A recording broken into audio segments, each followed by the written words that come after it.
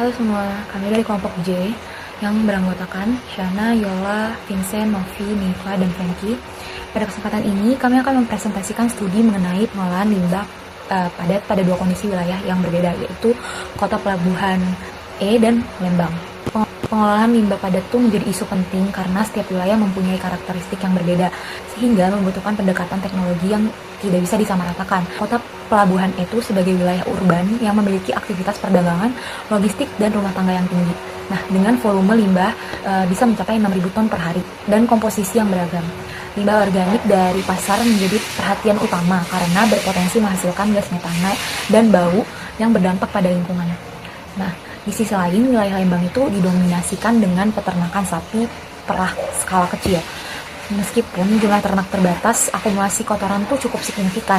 Namun kondisi geografis yang berbukit dan jarak antar peternak itu membuat pengolahan limbah itu secara berpusat menjadi sulit, sehingga limbah sering tidak diolah dengan baik dan menimbulkan pencemaran lingkungan. Nah, dari kasus ini tuh kami melakukan analisis komparatif terhadap beberapa teknologi pengolahan limbah, yaitu anaerobic digestion, composting, dan vermicomposting. Baik, kasus pertama yang akan kelompok kita bedah adalah pengolahan limbah padat di kota pelabuhan dengan aktivitas perdagangan yang tinggi. Karakteristik dari kota E adalah aktivitas ekonomi yang didominasi oleh industri perikanan. Limbahnya sangat amat beragam, mulai dari organik, plastik, kayu yang spesifikally untuk mengemas ikan, dan ada juga logam.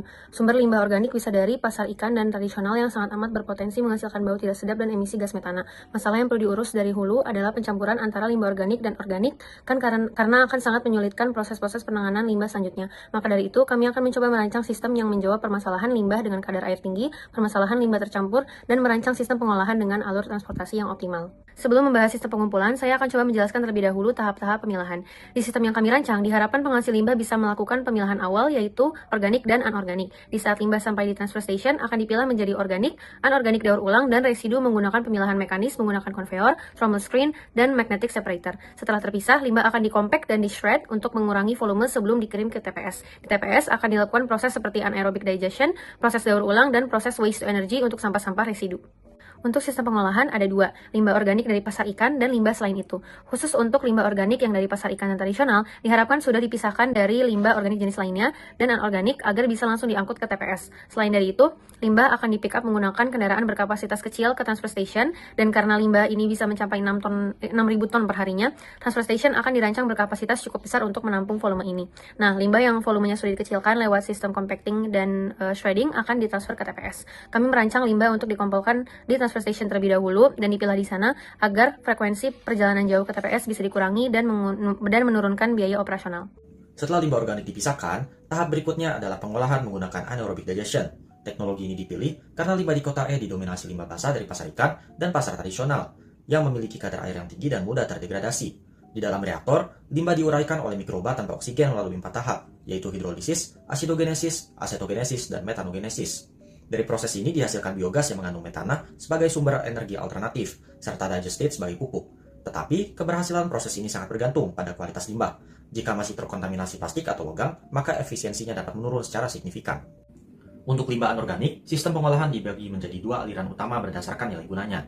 Pertama, limbah yang masih memiliki nilai ekonomi seperti plastik dan logam diproses melalui daur ulang, mulai dari pemilahan, pembersihan, hingga pencacahan, sebelum digunakan kembali sebagai bahan baku industri. Tetapi, tidak semua limbah dapat didaur ulang. Limbah residu yang kualitasnya rendah atau terkontaminasi diolah dengan waste to energy melalui incineration. Proses ini mampu mengurangi volume limbah hingga 70-90%, sekaligus memanfaatkan energi yang terkandung di dalamnya. Sistem ini tetap memprioritaskan recycling dan incineration hanya digunakan sebagai solusi terakhir. Jika dilihat secara keseluruhan, sistem pengelolaan limbah di kota E tidak hanya berfokus pada pengurangan limbah, tetapi juga pada pemanfaatan energi di dalamnya.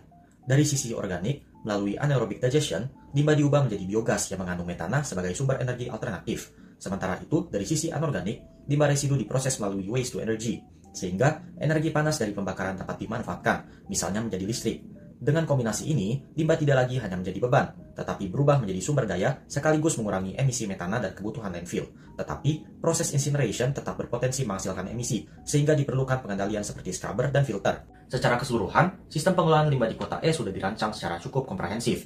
Dari sisi teknis, pemilihan teknologi sudah sesuai dengan karakteristik limbah, di mana limbah organik diolah dengan anaerobic digestion, sementara limbah anorganik ditangani melalui recycling dan waste to energy. Selain itu, integrasi antara pemilihan, transportation, hingga pengolahan membuat sistem ini lebih efisien, baik dari sisi logistik maupun kualitas limbah. Namun, sistem ini tetap memiliki tantangan, terutama pada kebutuhan investasi awal, kompleksitas operasional, serta ketergantungan pada efektif pada pemilihan di sumber. Sehingga dapat disimpulkan bahwa sistem ini layak diterapkan pada kota besar seperti kota E, dengan catatan pengelolaan harus dilakukan secara optimal dan berkelanjutan.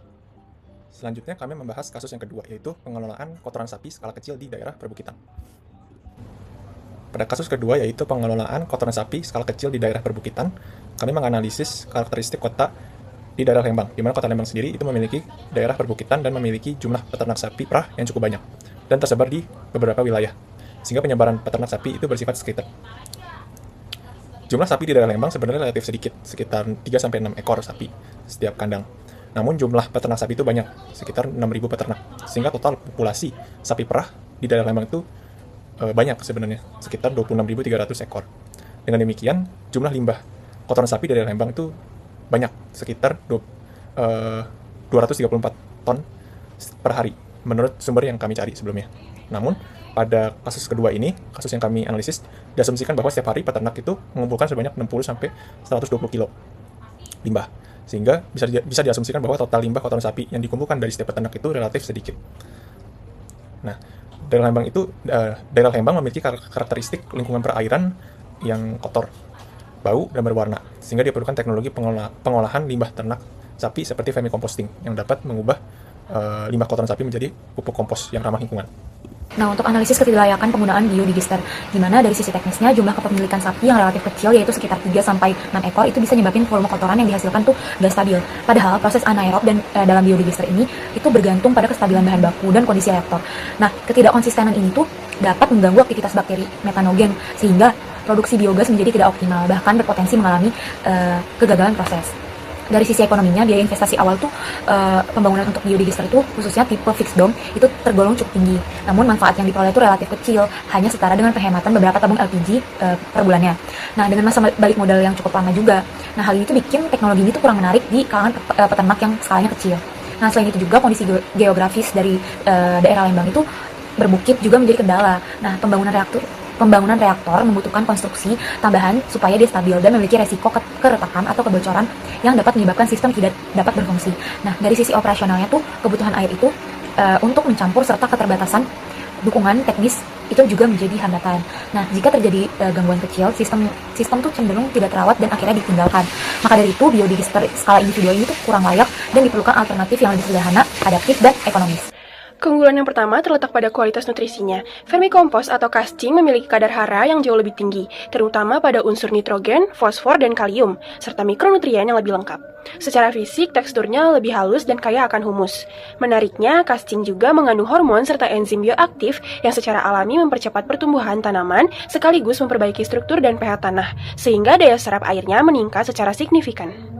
Lalu, pada aspek operasional dan lingkungan, metode ini menawarkan efisiensi yang lebih baik. Aktivitas biologis cacing tanah mempercepat proses dekomposisi bahan organik, sehingga waktu produksi menjadi lebih singkat.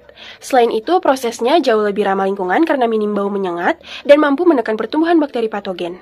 Semua keunggulan teknis ini bisa dicapai dengan biaya operasional yang tetap terjangkau. Nah, terakhir bagi peternak, vermicomposting memberikan nilai tambah berupa double income. Selain mendapatkan pupuk organik yang subur, peternak juga memperoleh biomasa cacing tanah yang memiliki nilai ekonomi tinggi sebagai pakan ternak berprotein tinggi maupun bahan baku industri. Ini menjadi solusi ideal untuk mengurangi volume limbah kotoran sapi secara drastis dan juga efisien. Nah, meskipun sistem ini memerlukan perhatian ekstra dalam menjaga kelembaban dan juga kesehatan cacing, namun manfaat ekonomi dan juga ekologis yang dihasilkan sangat sebanding bagi berkelanjutan usaha peternak. Membangun sistem pengolahan limbah di lahan yang datar itu biasa, tapi gimana kalau lokasinya berbukit curam dan peternakan tersebar jauh satu sama lain? Hari ini kita akan membahas mengapa teknologi ringan adalah kunci untuk medan yang sulit. Solusi pertama dari pengolahan limbah di lahan yang curam yaitu adalah pengolahan one-site. Dengan teknologi ringan seperti drum rotasi atau vermicompost portable, kita nggak butuh beton berat yang sulit dibangun di lahan yang miring.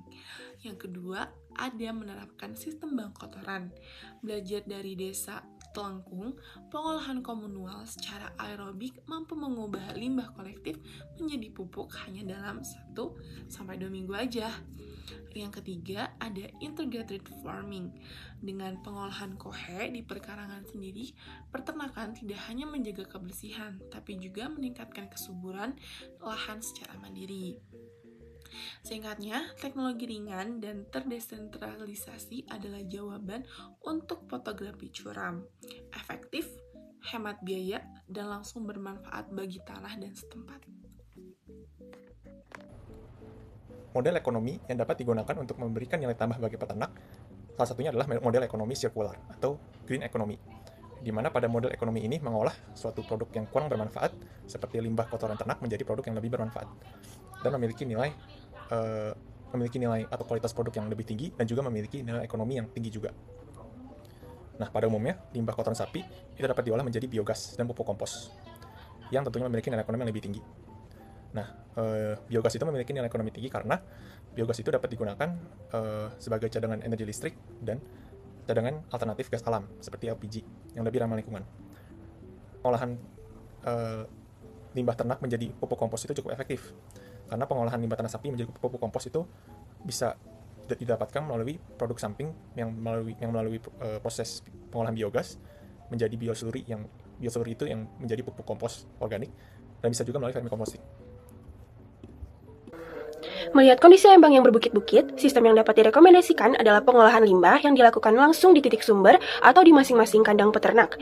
Jadi, peternak nggak perlu lagi repot dan mahal-mahal mengangkut kotoran sapi yang berat dan juga basah ke tempat yang jauh. Cukup pakai wadah plastik atau bak semen kecil di area kandang masing-masing untuk mulai proses vermicomposting. Ini jauh lebih hemat tenaga dan juga biaya. Lalu selanjutnya, supaya peternak nggak pusing mikirin cara jualin pupuknya, disinilah peran koperasi sebagai penampung. Peternak fokus saja mengolah limbahnya sampai jadi pupuk kering. Nantinya koperasi yang akan ambil alih untuk mengemas dan memasarkannya ke pembeli. Jadi peternak nggak perlu khawatir. Hasil kerja mereka itu pasti laku terjual tanpa perlu ribet cari pembeli sendiri. Konsep ini menciptakan perputaran yang bermanfaat. Pupuk yang dihasilkan bisa dipakai sendiri untuk menyuburkan rumput pakan sapi. Jadi, peternak nggak perlu beli pupuk lagi. Kotoran sapi yang tadinya cuma jadi sampah dan bikin bau sungai, sekarang berubah jadi aset yang menghasilkan uang, baik dari penjualan pupuk maupun cacingnya. Selanjutnya, kami membahas perbandingan antara kasus yang pertama, yaitu pengelolaan limbah padat di kota pelabuhan, dan pengelolaan limbah kotoran sapi di daerah perbukitan. Kota E sendiri memiliki karakteristik limbah padat yang bervariasi, jumlah per item yang banyak, dan diperlukan sistem pengelolaan limbah yang beragam seperti menggunakan anaerobic digestion untuk mengolah limbah organik, sistem 3R yaitu reduce, reuse, recycle untuk mengolah limbah anorganik, dan menggunakan sistem landfill untuk jenis limbah residu. Lalu sistem pengumpulan limbahnya itu tersebar atau scattered, sehingga diperlukan sistem transfer station untuk mengumpulkan limbah yang tersebar di berbagai titik wilayah. Berbeda halnya dengan Kota Lembang. Kota Lembang sendiri memiliki karakteristik limbah padat yang khusus, yaitu limbah kotoran sapi, sehingga sistem pengelolaan limbah yang digunakan itu hanya satu jenis, yaitu vermicomposting, yang mengubah limbah kotoran. Berbeda halnya dengan Dalam pengolahan limbah, ada dua pendekatan utama yang kita gunakan. Yang pertama, ada sistem terpusat untuk Kota E, dan yang kedua, ada sistem desentralisasi untuk Lembang. Pada Kota E, kita menggunakan sistem terpusat, karena limbah dikumpulkan di satu titik besar menggunakan infrastruktur berat untuk diubah menjadi energi terbarukan secara masif. Yang kedua, di Lembang, kita memilih sistem desentralisasi, karena pengolahan dilakukan secara langsung di kandang atau bank kotoran dengan teknologi ringan seperti vermicompost. Hasilnya, Kota E unggul dalam efisiensi skala besar, sementara Lembang unggul karena minim biaya transportasi dan menghasilkan pupuk organik bernilai tinggi bagi para petani. Kesimpulannya, pengelolaan limbah harus sesuai dengan kondisi wilayah. Di Kota Pelabuhan E, kunci suksesnya adalah pemilahan bertingkat dengan teknologi anaerobic digestion untuk mengubah limbah menjadi energi biogas yang ekonomis. Sedangkan di Lembang, metode vermicomposting mandiri menjadi solusi paling relevan karena hemat biaya dan mampu mengubah limbah kotoran sapi menjadi pupuk cacing yang bernilai jual tinggi. Teknologi mungkin punya batas, tapi inovasi dan sinergi kita tidak. Mari kita wujudkan Indonesia yang lebih hijau melalui pengelolaan limbah yang tepat dan berkelanjutan. Ke Lembang jalan-jalan, kelola limbah jadi penghasilan. Sekian dari kelompok kami, mohon maaf bila ada kesalahan kata, kami ucapkan terima kasih.